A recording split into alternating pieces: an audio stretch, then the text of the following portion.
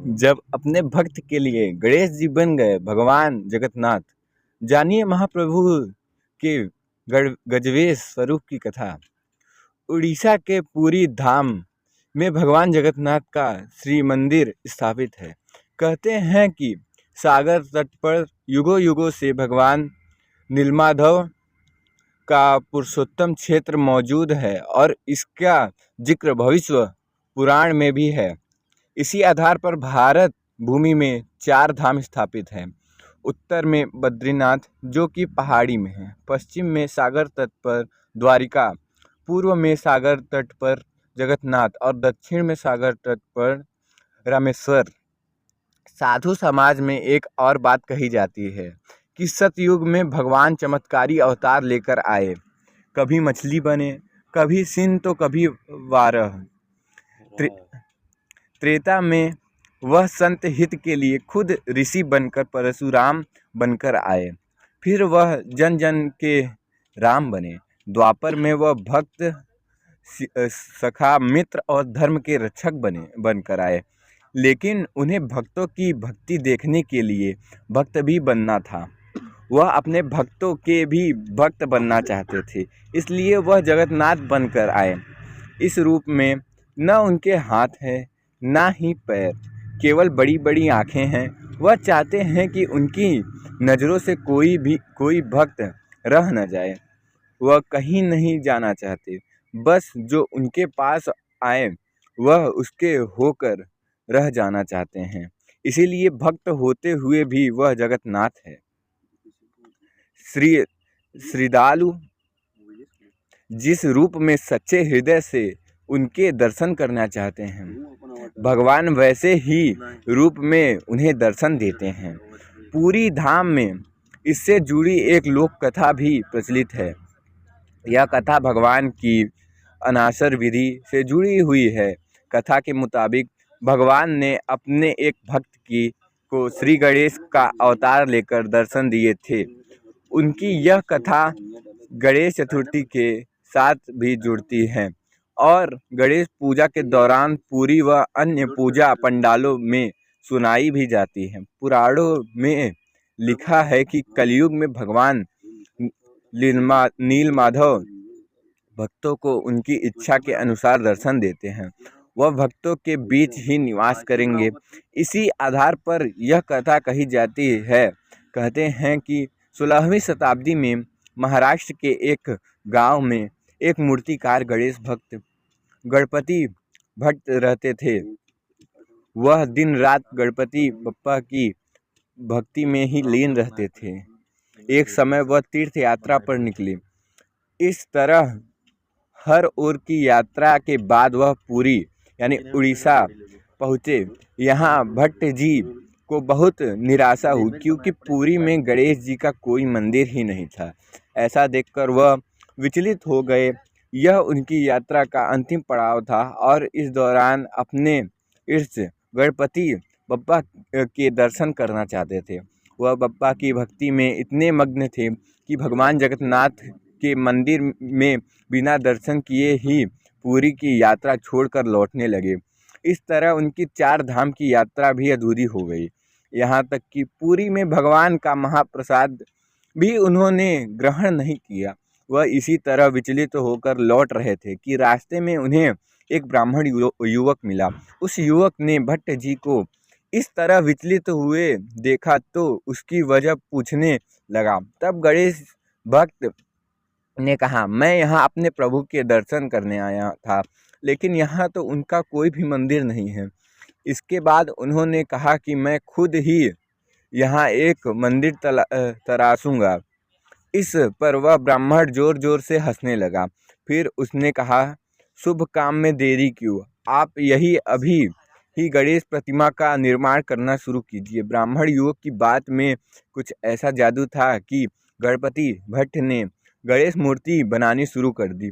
वह सब कुछ बनाते हुए जब मूर्ति का चेहरा बनाते तो कभी आँख गोल हो जाती, कभी बहुत बड़ी। कभी वह मूर्ति बनाते बनाते खुद उनके हाथों में ही बंसी पकड़ा देते थे। वह कई बार कोशिश करते भी जैसा चाहते थे, वैसी प्रतिमा नहीं बना पाते थे। तब ब्राह्मण युवक ने कहा, यहाँ तो गणपति का कोई मंदिर भी नहीं है। आप एक काम करिए, ध्यान लगाइए और उस ध्यान में गणपति जी की स्मरण कीजिए। फिर वह ध्यान में जैसे नजर आए वैसी प्रतिमा बना लीजिए। गणपति भट्ट को यह विचार अच्छा लगा। उन्होंने ध्यान करना शुरू किया। ध्यान में उन्हें अलग अलग दृश्य नजर आए। कभी देखते कि एक बड़ा चेहरा दिख रहा है जो उन्हें ही देखकर मुस्कुरा रहा है।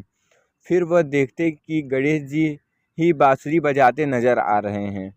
कभी उन्हें दिखाई दिया कि दो बड़ी बड़ी गोल आंखें उन्हें ही देख रही हैं। इसके बाद उन्हें पुरी के श्री मंदिर में स्थापित भगवान जगन्नाथ नजर आए। अब गणपति भट्ट बहुत परेशान हुए। जो उन्होंने देखा था उसका वर्णन वह कर ही नहीं पा रहे थे। मूर्ति बनाना तो दूर की बात थी। तब ब्राह्मण युवक ने पूछा कि आप श्री मंदिर में जगन्नाथ जी के दर्शन किए थे? गणपति भट्ट बोले, नहीं। जब मुझे पता चला कि यहाँ गणेश जी विराजमान ही नहीं हैं तो मैं बाहर से ही लौट आया। तब ब्राह्मण ने कहा, अरे एक बार देख तो लिए होते, हो सकता है आपके गणेश जी भी वहीं मौजूद हो। चलिए दर्शन करके आते हैं। ब्राह्मण के समझाने पर गणपति भट्ट राजी हो गए और फिर से मंदिर की ओर चले। उस दिन अनासर विधि थी। भगवान को मंदिर के बाहर स्नान प्रांगण में लिया जाता है और फिर स्नान कराया जाता है। ज्येष्ठ मास की पूर्णिमा को जब गर्मी की अधिकता होती है तो उस दिन देव प्रतिमाओं को 108 घड़े के जल से स्नान कराया जाता है। इस स्नान के बाद तीनों देवता बीमार पड़ जाते हैं और फिर वह एकांतवास में चले जाते हैं। स्नान के ठीक बाद सूती के मलमल के कपड़ों से उन्हें पोंछा जाता है और उन्हें मलमल के कपड़ों में लपेटा जाता है ताकि शरीर से पानी सूख जाए। इस दौरान कपड़ा लपेटते हुए चेहरे पर नाक से होते हुए ऐसे लपेटा जाता है कि जैसे वह हाथी की सूंड हो। यही प्रभु जगन्नाथ का गजानन वेश है। जब गणपति भट्ट श्री मंदिर पहुँचे तो उन्होंने यही दृश्य देखा कि खुशी के मारे चिल्ला पड़े, मेरे गणेश जी तो यहीं हैं, यहाँ मंदिर में विराजमान है। जगन्नाथ प्रभु में उन्हें अपने ईर्ष्य के दर्शन हो गए। फिर वह जब ब्राह्मण युवक से अपनी खुशी जाहिर करने के लिए मुड़े तो देखा वहाँ कोई नहीं था। कहते हैं कि अपने सच्चे श्रद्धालु की भक्ति देखकर भगवान जगन्नाथ खुद उनके मन के भ्रम दूर करने आए थे। भगवान जगन्नाथ के गजवेश के दर्शन से आनंद मिलता है और इसके बाद ही वह 15 दिनों तक किसी को दर्शन नहीं देते। वह एकांतवास में चले जाते हैं। एकांतवास की इस प्रक्रिया को पुरी में अनासर कहते हैं। इस दिन 15 दिनों में देव विग्रहों के दर्शन नहीं होते हैं। 15 दिन के बाद जब जगन्नाथ जी ठीक होते हैं तब उस दिन नवनासाद उत्सव मनाया जाता है। उस दिन भगवान का फिर से श्रृंगार किया जाता है, उन्हें नए वस्त्र पहनाए जाते हैं और इसके बाद वह भ्रमण के लिए तैयार होते हैं। तब फिर श्री मंदिर के सिंहद्वार पर रथ ले आए जाते हैं और फिर 2 दिनों बाद यहाँ से रथ यात्रा प्रारंभ होती है। यह कुछ ऐसा है कि बीमार होने के कारण जब जगन्नाथ की कई दिनों की तक एकांत में होते हैं तो वह मन पर बदलने के लिए भाई बहन के साथ यात्रा पर निकलते हैं। अनासर की विधि के दौरान जब आषाढ़ की कृष्ण पश्चिमी के तिथि आती है तो इस दिन श्री मंदिर के अनासर पश्चिमी मनाई जाती है। अनासर पश्चिमी के अवसर पर महाप्रभु जगन्नाथ और उनके भाई बहन भगवान बलभद्र और देवी सुभद्रा को फुलोरु तेल में उपचार दिया जाता है। इस फुलोरी तेल सेवा के नाम से जाना जाता है। देव प्रतिमाओं को फुलोरी तेल में लगाया जाता है। इस विशेष अनुष्ठान भगवान जगन्नाथ और उनके भाई बहनों को स्नान यात्रा के दौरान अत्यधिक स्नान के कारण बहुत बुखार से मुक्त दिलाने के लिए किया जाता है। फुलूरी तेल विधि के लिए कई सुगंधित फूलों जैसे केतकी, मल्ली, बौधा और चंपा, जड़ों, चंदन पाउडर, कपूर, चावल, अनाज और जड़ी बूटियों के साथ तेल में मिलाकर फुलूरी तेल तैयार किया जाता है।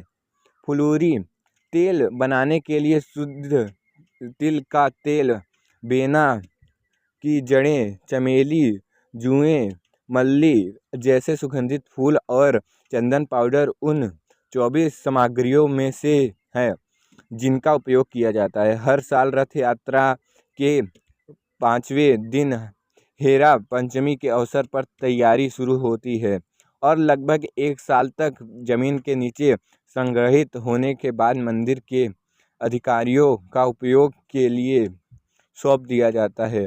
तीनों देवता रथ यात्रा से एक दिन पहले नव जौबाना दर्शन के अवसर पर फुलूरी तेल उपचार के बाद अपनी बीमारी से ठीक हो जाएंगे और फिर रथ यात्रा निकलेगी।